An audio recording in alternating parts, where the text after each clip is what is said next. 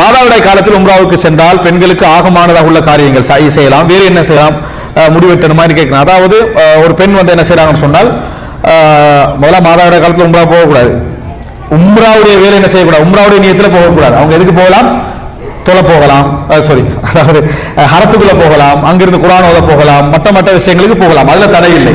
அவங்களுக்கு தடை செய்யப்பட்டது என்ன, பெண் மாதவிடாய் பெண்களுக்கு தடை செய்யப்பட்டது என்ன, ஒன்று வந்து என்ன, அதாவது தொழுகை தடை, நோன்பு தடை, தவாஃபு தடை, கணவன் மனை உறவு தடை, இந்த உடல் உறவு தடை. இந்த நாளை தவிர மற்றதும் தடுக்கப்பட்டதா ஹதீஸ்கள் என்ன செய்யல, நாங்க பார்க்க முடியவில்லை. எனவே அந்த பெண் அந்த பள்ளிக்கு போவதோ, அங்கே இருந்த ஒரு குர்ஆனை ஓதிக்கொள்வதோ அவைகள் தடை செய்யப்பட்டதல்ல. ஆனால் உம்ரா நியத்தில் போவது என்ன, பெண் மாதவிடாய் அனுப்பிச்சானா அவங்களுக்கு உம்ரா என்ன செய்ய முடியாது. சைய மட்டும் தனியே செய்யலாம் என்றது இல்லை, சைய மட்டும் தனியே செய்யலாம் என்பது இல்லை என்பதை நம்ம புரிஞ்சு கொள்ள வேண்டும்.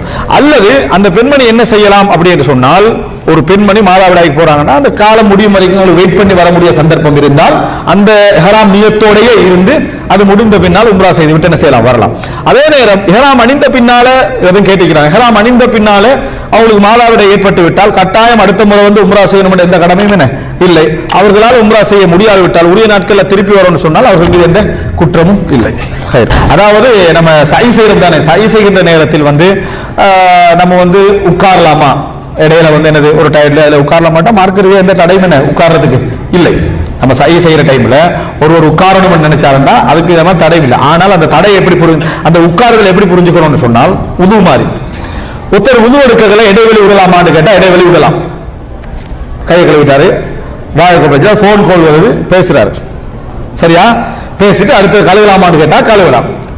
இந்த இடைவெளி எப்படி புரிஞ்சுக்கொள்ள கூடாது, கையை கழுவிட்டு புறவை பார்த்துக்கணும்னு சொல்லிட்டு போய் மார்க்கெட்ல எல்லாம் பேச்சஸ் எல்லாம் பண்ணி போட்டு ஒரு ஆளுக்கு புறம் வந்து தலையை மசல் செஞ்சானா இது என்ன, இது பிழை. இதுதான் அந்த இடைவெளி நீங்க புரிஞ்சு. ஒரு மனிதர் ஓடுறாருன்னா ஓடுகிற நேரத்தில் அந்த முவாலாத் இருக்கும், அந்த முவாலாத் என்ன செய்ய வேண்டும், இருக்க வேண்டும். அந்த முவாலாத் கட் பண்ற அமைப்புல என்ன செய்யக்கூடாது, நடக்கக்கூடாது.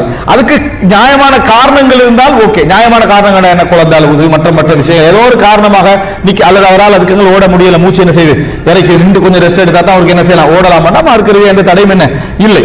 அது அல்லாம சும்மா கொஞ்சம் வேற விஷயங்கள் கொஞ்சம் பாப்பம் மட்டும் உட்கார்ந்தேனே போன் எல்லாம் பார்த்துட்டு இந்த மாதிரி வேலை செய்வர்களாக இருந்தால் சில பொழுதுகள் சை பாத்திலாகவும் என்ன வாய்ப்பு இருக்கிறது என்பதை கொஞ்சம் கவனத்தில் வைத்திருக்க வேண்டும். காரணம் முவாலாத் என்கின்ற பகுதி மிக முக்கியமான ஒரு